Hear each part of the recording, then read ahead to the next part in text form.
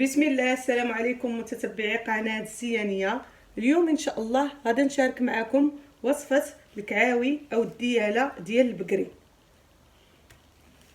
لهاد الوصفة غادي نحتاج كمقادير. هنايا عندي كيلو ديال الديالة كيف ما كتشوفوا اللي قطعته وغسلته.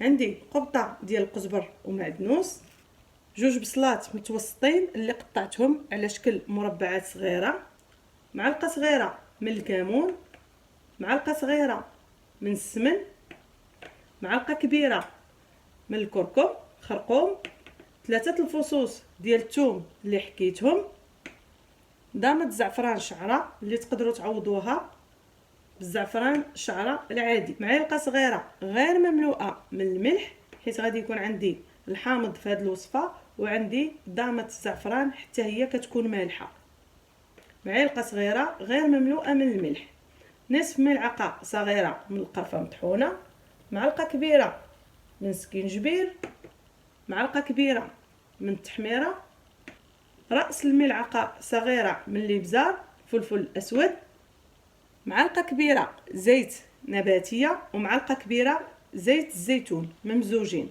فقط 2 معالق. علاش؟ حيت الكعاوي فيهم كيف ما كتشوفوا كيكون الشحمة باش ما يجيوش ميدمين بزاف. وعندي هنايا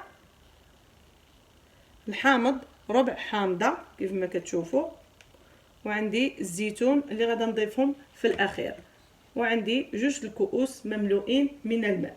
بسم الله على بركة الله. غادا ندير الكعاوي او الديالة، طنجرة الضغط الكوكور،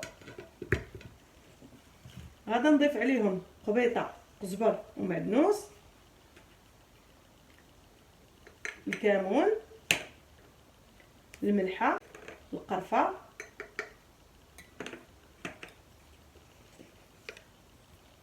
السمن،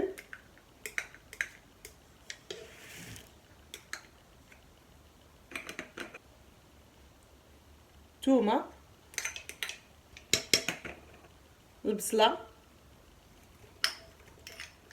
اللي قطعتها مربعات صغيرة، 2 بصلات، بزار، فلفل الاسود، سكينجبير، الزعفران شعرة او دامة الزعفران،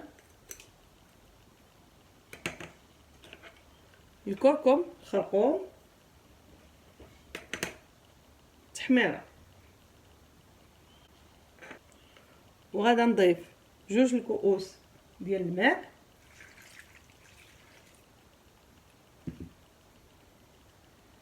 يكونوا مملوئين، وغادا نحرك هاد المقادير مع بعضياتها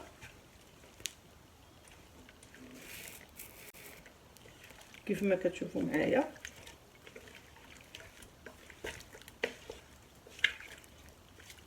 صافي. غادا نضيف زيت الزيتون وزيت المائدة، وغادا ندي الكوكوط ديالي غادا نسد عليها ونخليها طيب لمده 45 دقيقه على عافيه مهيله، ومره مره نقلبها واش باقي فيها الماء، الا ما بقاش نزيد فقط 1 الكاس. وملي تبغيو تشريوها البنات الدياله طلبوا من الجزار يعطيكم دياله صغيره، حيت تكون الدياله كبيره ديال العجل وكتكون صغيره، الا كانت كبيره راه كتاخذ لكم الطياب، كتاخذ اكثر من ساعه ديال الطياب.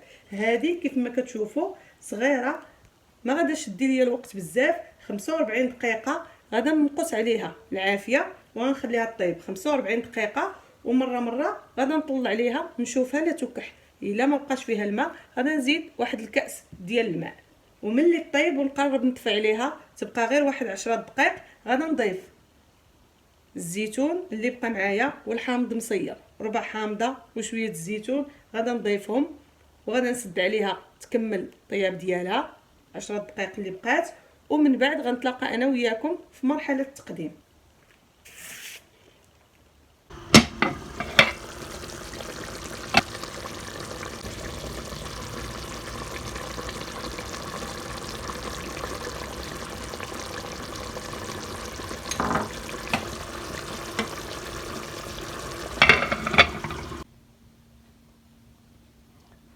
الدياله او الكعاوي بعد ما طابو كيجيو على هذا الشكل كيف ما كتشوفوا. كتجي الدياله مدغمره، المريقه ديالها واقفه. كنتمنى تجربوا الوصفه، غادا تعجبكم بزاف. وإلا عجباتكم شاركوها مع الاصدقاء والعائله. ما تنساونيش كالمعتاد من لي لايك لي كومونتير، دعم لاشين نجاة الزيانيه. ونتلاقاو ان شاء الله في فيديو جديد مع وصفه جديده.